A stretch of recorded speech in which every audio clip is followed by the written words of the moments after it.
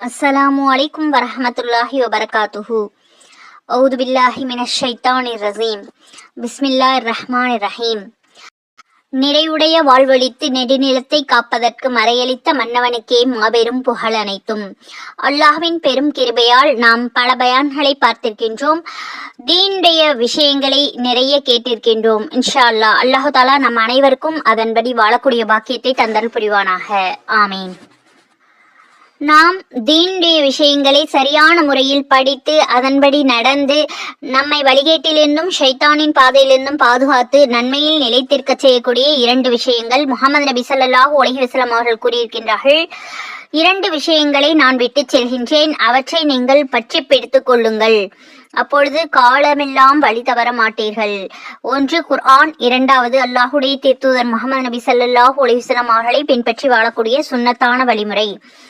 Umar பின் கத்தாப் ரலியல்லாஹு அன்ஹு முஅத்தா இமாம் மாலிக் 1395வது ஹதீஸில் கூறப்பட்டுள்ளது. ஆகவே நாம் பயான்களின் மூலமும் நபி ஸல்லல்லாஹு அலைஹி வஸல்லம் அவர்களுடைய சுன்னத்துக்களை தெரிந்து கொண்டு அதன்படி வாழ்க்கையை மாற்றி நடந்து நல்லபடியாக நடக்க எல்லாம் வல்ல அல்லாஹ் நம் அனைவருக்கும் கிருபை செய்வானாக. ஆமீன். இன்ஷா அல்லாஹ். இன்றைய பயானில் பகுதி 1வதாக இக்ராமி முஸ்லீம்.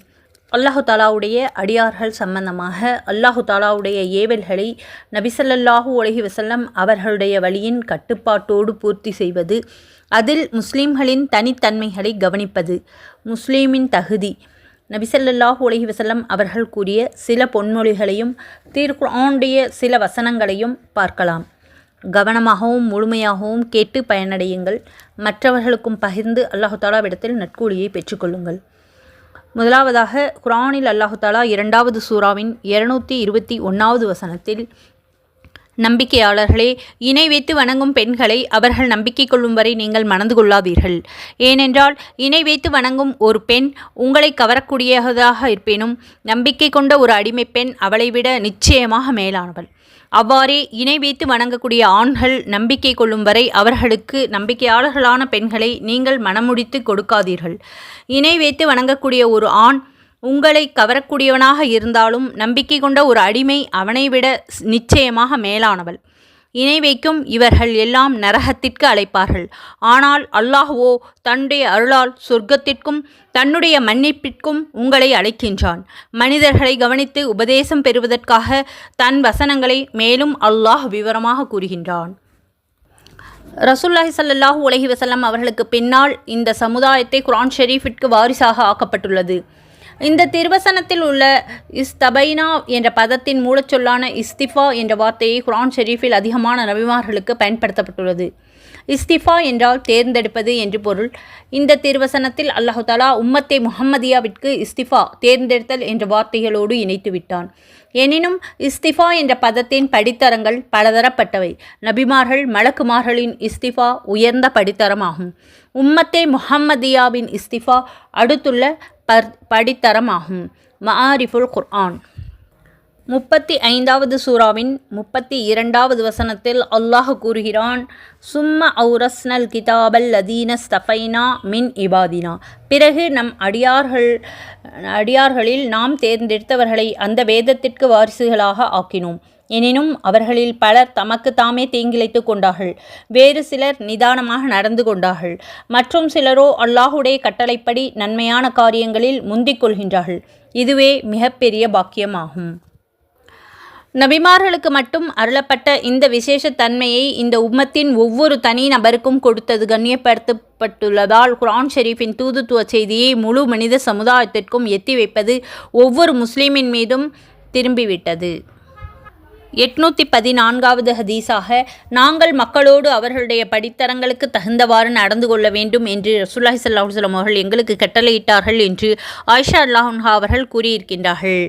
சஹீஹ் முஸ்லிம்.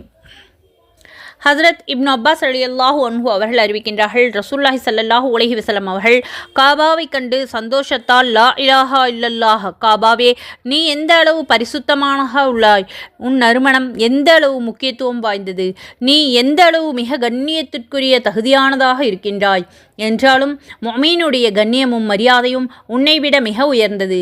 அல்லாஹு தஆலா உன்னை மரியாதைக்கு தகுதியானதாக அமைத்திருக்கின்றான். அவ்விதமே முஃமினுடைய பொருளையும் இரத்தத்தையும் மானத்தையும் மரியாதைக்குரியதாக அமைத்திருக்கின்றான். சுப்ஹானல்லாஹ். மேலும் இதே கண்ணியத்தின் காரணமாக நாம் முஃமினின் மீது கெட்ட எண்ணம் கொள்வதையும் அல்லாஹ் ஹராமாக்கியுள்ளான் என்று கூறியுள்ளார்கள். நூல் தபரானி மஜ்மஉ ஸவாயித். 816வது ஹதீஸ். ஹஸ்ரத் ஜாபிர் பின் அப்துல்லா ரலியல்லாஹு அன்ஹு அவர்கள் அறிவிக்கின்றார்கள், ஏழை முஸ்லிம்கள் செல்வந்தர்களான முஸ்லிம்களை விட 40 ஆண்டுகள் முன்னதாக சொர்க்கத்தில் நுழைந்து விடுவார்கள் என்று ரசூலுல்லாஹி ஸல்லல்லாஹு அலைஹி வஸல்லம் அவர்கள் நம்பினார்கள். நூல் திர்மிதி. ஹஸ்ரத் அபு ஹுரைரா ரலியல்லாஹு அன்ஹு அவர்கள் அறிவிக்கின்றார்கள், ஏழைகள் செல்வந்தர்களை விட அரை நாள் முன்னதாகவே சொர்க்கத்தில் நுழைந்து விடுவார்கள். அந்த அரை நாளின் அளவு 500 வருடங்களாகும் என்று ரசூலுல்லாஹி ஸல்லல்லாஹு அலைஹி வஸல்லம் அவர்கள் நம்பியுள்ளார்கள். முந்தைய ஹதீஸில் பணக்காரரை விட 40 ஆண்டுகள் முன்னதாகவே ஏழை சொர்க்கத்தில் நுழைவதாக கூறப்பட்டுள்ளது. இது பணக்காரர் ஏழை இருவரிடமும் பொருள் ஆசை இருக்கும் நிலைமையில் ஆகும். இந்த ஹதீஸில் 500 வருடங்கள் முன்னதாக சொர்க்கத்தில் நுழைவதாக கூறப்பட்டுள்ளது. இது ஏழையிடம் பொருள் ஆசை இல்லாத சமயத்திலும் பணக்காரரிடம் பொருள் ஆசை உள்ள சமயத்திலும் ஆக இருக்கும். 818வது ஹதீஸ்.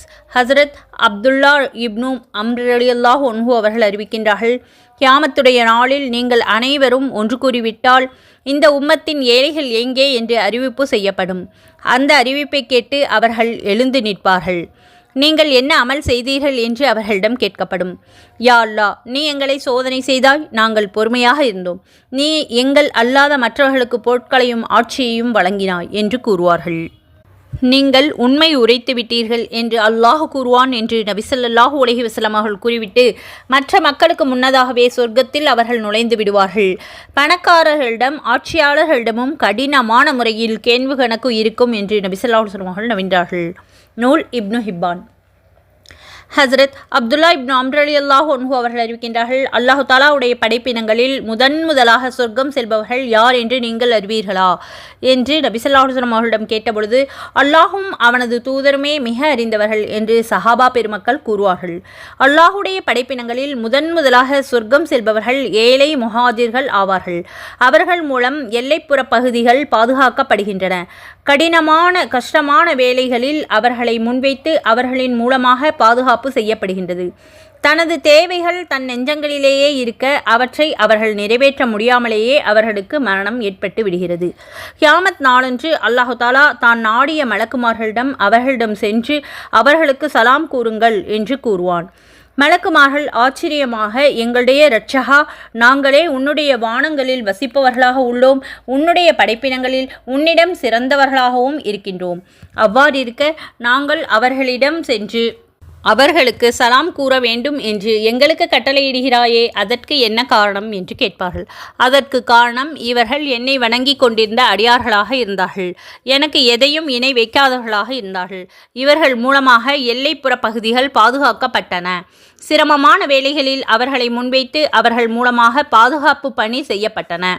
அவர்களுடைய தேவை அவர்களுடைய நெஞ்சங்களிலேயே இருக்க அவற்றை நிறைவேற்ற முடியாமலேயே அவர்களுக்கு மரணம் வந்துவிட்டது என்று அல்லாஹு தஆலா கூறுவான். அப்பொழுது மலக்குமார்கள் ஒவ்வொரு வாசல்களிலிருந்தும் அவர்களிடம் வந்து, நீங்கள் பொறுமையாக இருந்ததின் காரணமாக உங்கள் மீது சாந்தி உண்டாகட்டும், ஆமீன், இந்த உலகத்தில் உங்கள் முடிவு எவ்வளவு சிறந்ததாக ஆகிவிட்டது என்று கூறுவார்கள் என்பதாக ரசூலுல்லாஹி ஸல்லல்லாஹு அலைஹி வஸல்லம் அவர்கள் நம்பினார்கள். நூல் இப்னு ஹிப்பான். 820வது ஹதீஸ். கியாமத் நாளில் என் சமுதாயத்தினர்களில் சிலர் வருவார்கள். அவர்களுடைய ஒளி சூரிய ஒளியைப் போல இருக்கும் என்று ரசூலுல்லாஹி ஸல்லல்லாஹு அலைஹி வஸல்லம் அவர்கள் நம்பின பொழுது, யா ரசூலுல்லாஹி ஸல்லல்லாஹு அலைஹி வஸல்லம், அவர்கள் யார் என்று நாங்கள் கேட்டோம். அவர்கள் ஏழை முஹாஜிர்கள். சிரமமான காரியங்களில் அவர்களை கொண்டு பாதுகாப்பு பணிகள் செயல்படுத்தப்பட்டன. அவர்களுடைய தேவைகள் அவர்களுடைய நெஞ்சங்களில் இருக்கவே அவர்களுக்கு மரணம் வந்துவிட்டது. அவர்கள் பூமியினுடைய பல பகுதிகளிலிருந்து ஒன்று கூட்டப்படுவார்கள் என்று ரசூலுல்லாஹி ஸல்லல்லாஹு அலைஹி வஸல்லம் அவர்கள் நம்பினதாக ஹஸ்ரத் அப்துல்லா இப்னு அம்ர் இப்னு ஆஸ் ரலியல்லாஹு அன்ஹு அவர்கள் அறிவிக்கின்றார்கள். நூல் முஸ்னத் அஹ்மத்.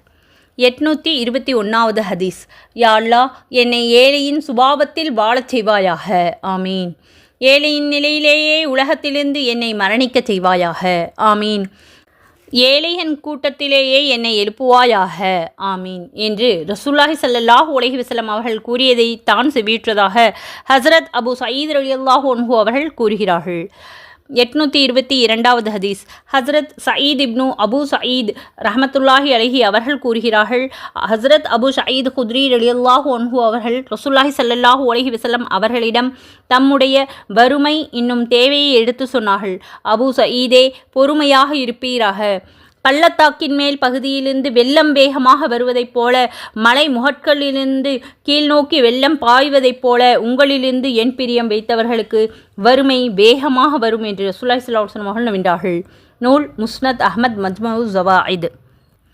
ஹஸ்ரத் ராபி இப்னு ஹுசைத் ரலியல்லாஹு அன்ஹு அவர்கள் அறிவிக்கின்றார்கள், உங்களில் ஒருவர் தன்னுடைய நோயாளியை தண்ணீரை விட்டு பாதுகாப்பதைப் போல அல்லாஹு தஆலா ஒரு அடியானை நேசித்து விட்டால் அவனை உலகத்தை விட்டு பாதுகாப்பான் என்று ரசூலுல்லாஹி ஸல்லல்லாஹு அலைஹி வஸல்லம் அவர்கள் நவின்றார்கள். ஹஸ்ரத் அபூ ஹுரைரா ரலியல்லாஹு அன்ஹு அவர்கள் அறிவிக்கின்றார்கள், ஏழைகளை நேசம் கொள்ளுங்கள், அவர்களோடு அமருங்கள், அரபியர்களை உள்ளத்தால் நேசியுங்கள், உங்களிடத்திலே உள்ள குறை மற்றவர்களின் மீது குறை சொல்வதை விட்டு உங்களை தடுக்கட்டும் என்று ரசூலுல்லாஹி ஸல்லல்லாஹு அலைஹி வஸல்லம் அவர்கள் கூறினார்கள். 825வது ஹதீஸ். பரட்டை தலையுள்ள புழுதி படிந்த பழைய போர்வையுள்ள மக்களுடைய வாசல்களை விட்டும் விரட்டப்படுபவர்களில் எத்தனையோ பேர் அல்லாஹு தாலாவின் மீது நம்பிக்கை வைத்து சத்தியம் செய்தால் அல்லாஹு தாலா அவர்களுடைய சத்தியத்தை அவசியம் நிறைவேற்றுவான் என்று ரசூலுல்லாஹி ஸல்லல்லாஹு அலைஹி வஸல்லம் அவர்கள் கூற தான் செவியுற்றதாக ஹஸ்ரத் அனஸ் ரலியல்லாஹு அன்ஹு அவர்கள் அறிவிக்கின்றார்கள். நூல் தப்ரானி. இந்த ஹதீஸ் ஷரீஃபினுடைய கருத்து, அல்லாஹு தஆலாவுடைய ஒரு அடியான் அழுக்கடைந்து பரட்டை தலையோடு காணப்பட்டால் அவரை தம்மைவிட குறைந்த மதிப்புள்ளவர்களாக எண்ணிவிடக்கூடாது. ஏனென்றால் அதிகமாக இந்த நிலைமையில் உள்ளவர்களுக்கும் கூட அல்லாஹு தஆலாவுடைய விசேஷமான அடியார்களாக உள்ளார்கள். ஹதீஸ் ஷரீஃபினுடைய நோக்கம் பரட்டை தலையோடும் அழுக்கடைந்தும் இருப்பதை ஆர்வமூட்டுவதல்ல என்பதை தெளிவாக விளங்கிக் கொள்ள வேண்டும். 826வது ஹதீஸ்.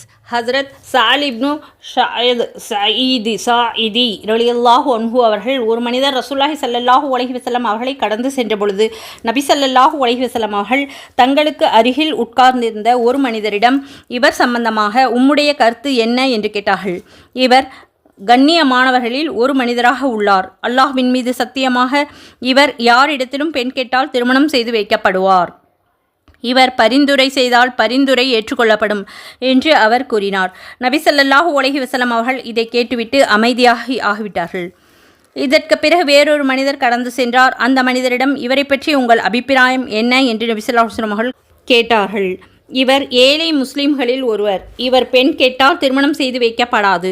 இவர் பரிந்துரை செய்தால் பரிந்துரையை ஏற்றுக்கொள்ளப்படாது. அவர் பேசுவதை கேட்கப்படாது என்று அவர் கூறினார்.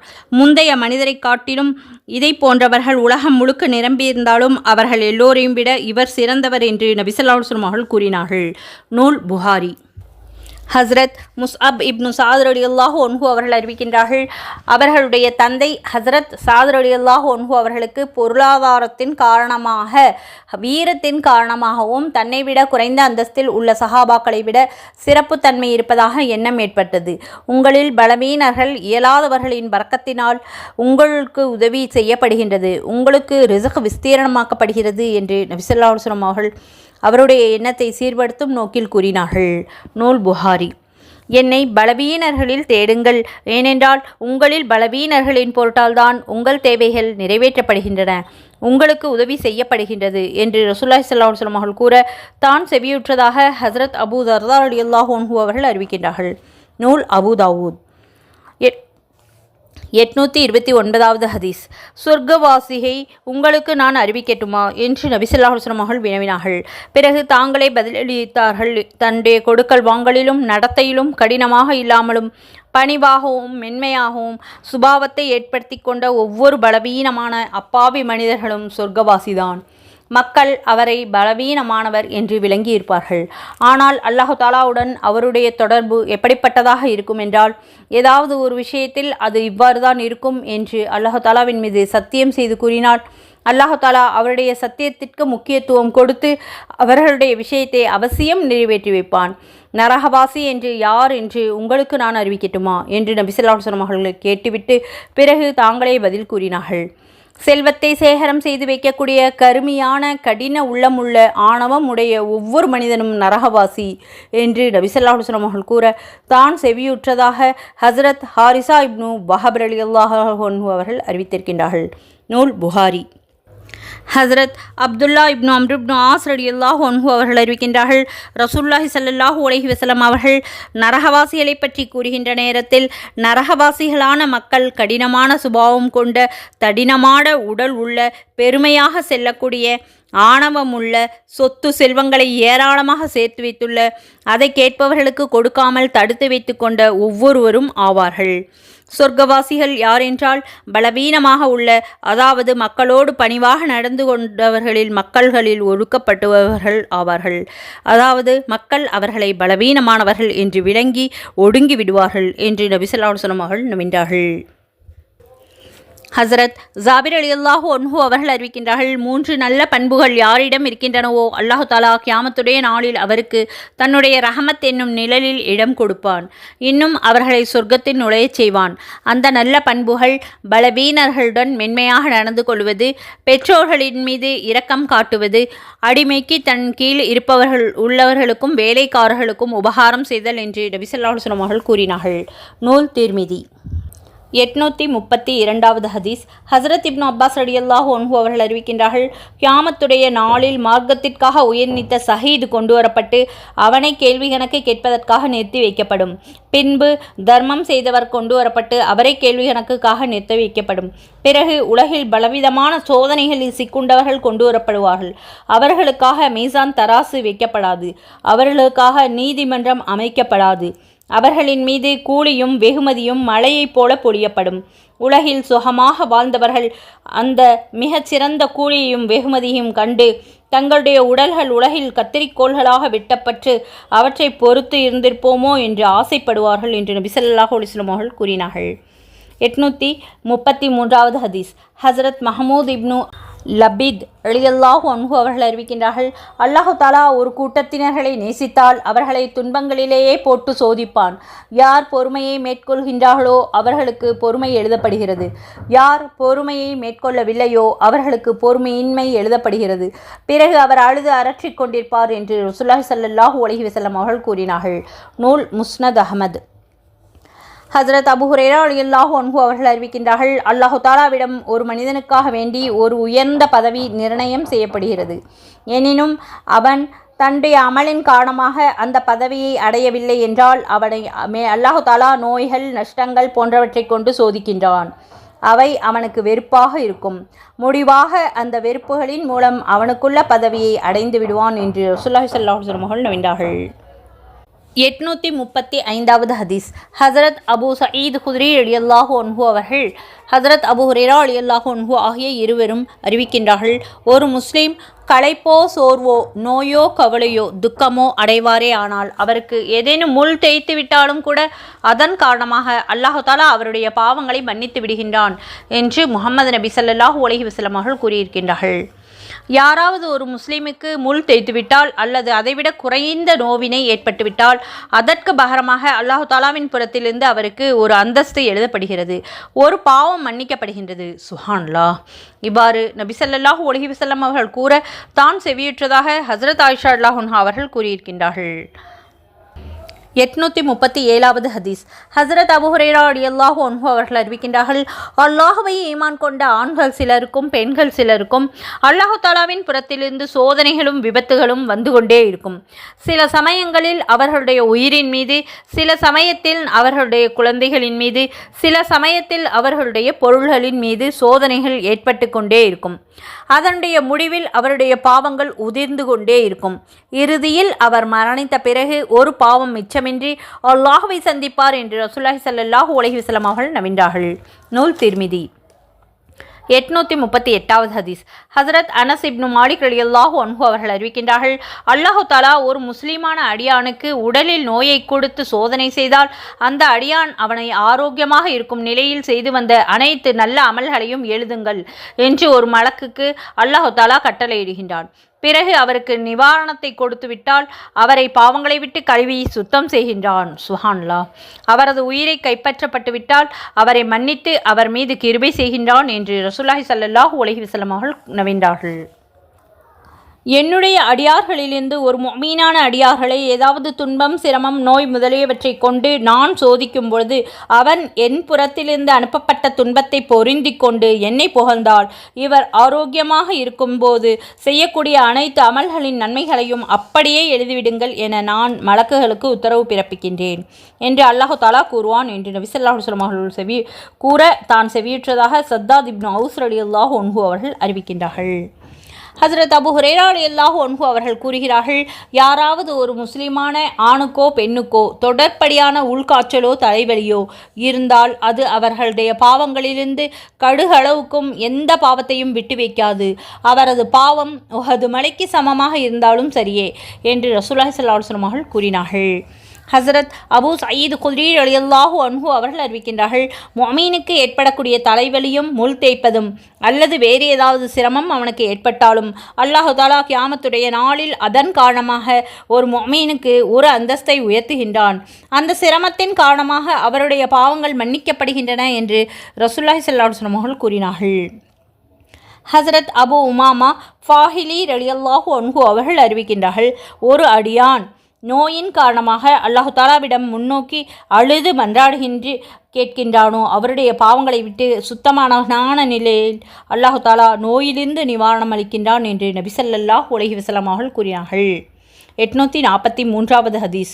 ஒரு இரவு ஏற்பட்ட காய்ச்சலில் அல்லாஹு தாலா முஃமினுடைய அனைத்து பாவங்களையும் மன்னித்து விடுகின்றான். சுப்ஹானல்லாஹ் என்று நபி ஸல்லல்லாஹு அலைஹி வஸல்லம் அவருடைய ஹதீஸை ஹஸரத் ஹசன் ரஹ்மத்துல்லாஹி அலைஹி அவர்கள் அறிவிக்கின்றார்கள். என்னுடைய முஃமினான அடியானை ஏதாவது நோய் கொடுத்து நான் சோதித்தால் அவன் தன்னுடைய நோயை விசாரிக்க வருபவர்களிடம் என்னை பற்றி முறையிடாமல் இருந்தால் அவரை என்னுடைய கைதிகளிலிருந்து விடுதலை செய்துவிட்டேன், அதாவது அவருடைய பாவத்தை மன்னித்து விடுகிறேன்.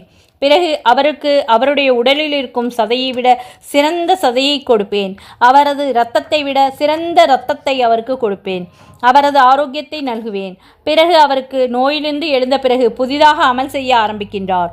ஏனென்றால் அவருடைய முந்தைய பாவங்கள் மன்னிக்கப்பட்டு விட்டன என்று அல்லாஹு தாலா கூறுவதாக ரசூலுல்லாஹி ஸல்லல்லாஹு அலைஹி வஸல்லம் அவர்கள் நவின்றார்கள் என்று ஹஜ்ரத் அபூ ஹுரைரா ரலியல்லாஹு அன்ஹு அவர்கள் அறிவிக்கின்றார்கள். ஹசரத் அபூ ஹுரைரா ரலியல்லாஹு அன்ஹு அவர்கள் அறிவிக்கின்றார்கள், யாராவது ஒருவருக்கு காய்ச்சல் ஏற்பட்டு அவர் பொறுமையோடு இருந்து அந்த காய்ச்சல் இருக்கும் பொழுது அல்லாஹு தாலாவிடம் திருப்தி கொண்டவர்களாக இருந்தால் அவரது தாய் அன்று அவரை பெற்றெடுத்ததைப் போல தன்னுடைய பாவங்களை விட்டு சுத்தமாகி விடுகிறார் என்று நபி ஸல்லல்லாஹு அலைஹி வஸல்லம் அவர்கள் கூறினார்கள். எந்த அடியானுடைய 2 பிரியமான வஸ்துக்களை கண்களை நான் பறித்து கொண்டேனோ அவர் அதற்கு பொறுமையாக இருந்து இந்த நன்மையையும் கூலியையும் ஆதரவு வைத்தால் அவர்களுக்கு சொர்க்கத்தை விட குறைந்த பகரம் கொடுப்பதை நான் விரும்ப மாட்டேன் என்று ரசூலுல்லாஹி ஸல்லல்லாஹு அலைஹி வஸல்லம் அவர்கள் கூறியிருக்கின்றார்கள். அபூ ஹுரைரா ரலியல்லாஹு அன்ஹு அவர்கள் அறிவித்திருக்கின்றார்கள். ஹஜ்ரத் அபு மூசா ரலியல்லாஹு அன்ஹு அவர்கள் அறிவிக்கின்றார்கள், ஒரு அடியார் நோயுற்றாலோ அல்லது பிரயாணம் செய்தாலோ அவர் ஆரோக்கியமாக இருக்கும் பொழுது அல்லது வீட்டில் இருக்கும் பொழுது செய்த அமல்களின் நன்மை அவர்களுக்கு எழுதப்படுகிறது என்று ரசூலுல்லாஹி ஸல்லல்லாஹு அலைஹி வஸல்லம் அவர்கள் கூறினார்கள். நூல் புகாரி.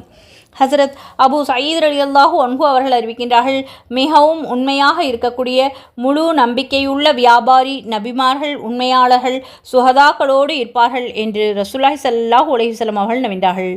நூல் திர்மிதி. ஹசரத் ரிஃபா ரலியல்லாஹு அன்ஹு அவர்கள் அறிவிக்கின்றார்கள், அல்லாஹ்வை அஞ்சி நன்னெறியை தேர்ந்தெடுத்து மோசடி ஏமாற்றம் போன்றவைகளில் ஈடுபடாமல் நல்லது செய்து நல்ல விதமாக நடந்து கொண்டு உண்மையின் மீது நிலைத்து நின்று வியாபாரம் செய்தவர்களைத் தவிர மற்ற வியாபாரிகள் கியாமத்துடைய நாளில் பாவிகளாக எழுப்பப்படுவார்கள் என்று நபி ஸல்லல்லாஹு அலைஹி வஸல்லம் அவர்கள் நவின்றார்கள். நூல் திர்மிதி. ஹசரத் காஃப் ரலியல்லாஹு அன்ஹு அவர்களுடைய மகள் உம்மு உமாரா ரலியல்லாஹு அன்ஹு அவர்கள் நபி ஸல்லல்லாஹு அலைஹி வஸல்லம் அவர்கள் வந்தபொழுது அவர்களுக்கு முன்பாக உணவு கொண்டு வந்து வைத்தார்கள். நீரும் சாப்பிடும் என்று நபி ஸல்லல்லாஹு அலைஹி வஸல்லம் அவர்கள் கூற, நான் நோன்பாளியாக உள்ளேன் என்று அந்த பெண்மணி கூறினார். நோன்பு நோட்டுள்ளவர்களுக்கு முன்னால் உணவு உண்ணப்பட்டால் சாப்பிடுபவர்கள் சாப்பிட்டு முடிக்கும் வரை மலக்குமார்கள் அந்த நோன்பாளிக்காக அருள் வேண்டி துஆ செய்து கொண்டிருக்கின்றார்கள் என்று நபி ஸல்லல்லாஹு அலைஹி வஸல்லம் அவர்கள் கூறினார்கள். நூல் திர்மிதி. ஹசரத் அபூ ஹுரைரா ரலியல்லாஹு அன்ஹு அவர்கள் அறிவிக்கின்றார்கள், ஒரு மரம் முஸ்லிம்களுக்கு இடையூறாக இருந்தது. அந்த மனிதர் அதை வெட்டிவிட்டார். இந்த செயலின் காரணமாக அவர் சொர்க்கத்தில் நுழைந்து விட்டார் என்று ரசூலுல்லாஹி ஸல்லல்லாஹு அலைஹி வஸல்லம் அவர்கள் கூறினார்கள். 852வது ஹதீஸ். நபி ஸல்லல்லாஹு அலைஹி வஸல்லம் அவர்கள் அபூ ரலியல்லாஹு அன்ஹு அவர்களிடம், நீர் பாரும், நீர் சிவப்பு நிறத்தவரை விட கருப்பு நிறத்தவரை விடவோ சிறந்தவர் அல்ல. எனினும் நீர் தக்வாவின் மூலமாக அவரை விட மேன்மையாளர்களாக இருக்கலாம் என்று நபி ஸல்லல்லாஹு அலைஹி வஸல்லம் அவர்கள் நவின்றார்கள். அபூதர் ரலியல்லாஹு அன்ஹு அவர்கள் அறிவித்திருக்கின்றார்கள், என் சமுதாயத்தில் சிலர் இருக்கின்றார்கள், உங்களில் ஒருவரிடம் அவர் தங்கக்காசு யாசகம் கேட்டால் அவருக்கு கொடுக்க மாட்டார். ஒரு வெள்ளி நாணயம் கேட்டாலும் அதையும் கொடுக்க மாட்டார். ஒரு பைசா கேட்டால் அதையும் கொடுக்க மாட்டார். எனினும் அல்லாஹு தாலாவிடம் அவருக்கு உள்ள தகுதி, அவர் அல்லாஹு தாலாவிடம் சொர்க்கத்தை கேட்டால் அல்லாஹு தாலா அவர்களுக்கு சொர்க்கத்தை கொடுத்து விடான். அந்த மனிதருடைய உடம்பில் வெறும் 2 பழைய போர்வைகள் இருக்கும். அவரை யாரும் பொருட்படுத்த மாட்டார்கள். என்றாலும் அவர் அல்லாஹு தாலாவிடம் நம்பிக்கையோடு சத்தியம் செய்தால் நிச்சயமாக அவருடைய சத்தியத்தை நிறைவேற்றுவான் என்று ரசூலுல்லாஹி ஸல்லல்லாஹு அலைஹி வஸல்லம் அவர்கள் நவின்றதாக ஹஸ்ரத் சல்மான் ரலியல்லாஹு அன்ஹு அவர்கள் அறிவிக்கின்றார்கள். நூல் தப்ரானி மஜ்மஉ ஸவாயித். அல்ஹம்துலில்லாஹ். இதுவரை நாம் சில இக்ராமே முஸ்லிம் என்ற தலைப்பில் சில ஹதீஸ்களை பார்த்தோம். தொடர்ந்து அடுத்த பயானில் பார்க்கலாம். பொறுமையாகவும் கவனமாகவும் முழுமையாகவும் கேட்ட உங்கள் அனைவருக்கும் அல்லாஹு தஆலா நற்கூலியை தந்தருள்வானாக. உடல் ஆரோக்கியத்தையும் உள்ள நலத்தையும் தந்தருள்வானாக. ஆமீன். முஹம்மது நபி ஸல்லல்லாஹு அலைஹி வஸல்லம் அவருடைய ஒவ்வொரு சுன்னத்துக்களையும் பேணி நடக்கக்கூடிய பாக்கியத்தை நம் அனைவருக்கும் அல்லாஹ் தந்தருள்வானாக. ஆமீன். நபி ஸல்லல்லாஹு அலைஹி வஸல்லம் அவர்கள் மீது அதிகமாக ஸலவாத் ஓதக்கூடிய பாக்கியத்தை தந்தருள்வானாக. ஆமீன். தொழுகையை உள்ளச்சத்தோடும் பயபக்தியோடும் தொழுகக்கூடிய பாக்கியத்தை அல்லாஹு தஆலா நம் அனைவருக்கும் தந்தருள்வானாக. ஆமீன். அந்தந்த நேரத்தில் தொழுகக்கூடிய பாக்கியத்தை தந்தருள்வானாக. ஆமீன். குர்ஆனை அதிகமாகவும் ஆர்வத்தோடும் தினந்தோறும் ஓதக்கூடிய பாக்கியத்தை அல்லாஹு தஆலா நம் அனைவருக்கும் தந்தருள்வானாக. ஆமீன். அல்லாஹு தஆலா நம் அனைவருக்கும் சொர்க்கத்தை வாஜிவாக்கி நரகத்தை ஹராமாக்குவானாக. ஆமீன். ஹஜ்ஜை நசீபாக்குவானாக. ஆமீன். நம்முடைய பயான்கள் மேலும் பிளேலிஸ்டில் இருக்கின்றன. நமது சேனலை சப்ஸ்கிரைப் செய்து பிளேலிஸ்டில் சென்று ஒவ்வொரு பயான்களையும் கவனமாகவும் பொறுமையாகவும் கேட்டு பயனடையுங்கள். மற்றவர்களுக்கும் பகிர்ந்து அல்லாஹு தஆலாவிடத்தில் நற்கூலியை பெற்றுக்கொள்ளுங்கள். லைக் செய்து உங்களுடைய கருத்துக்களை கமெண்டில் கூறுங்கள்.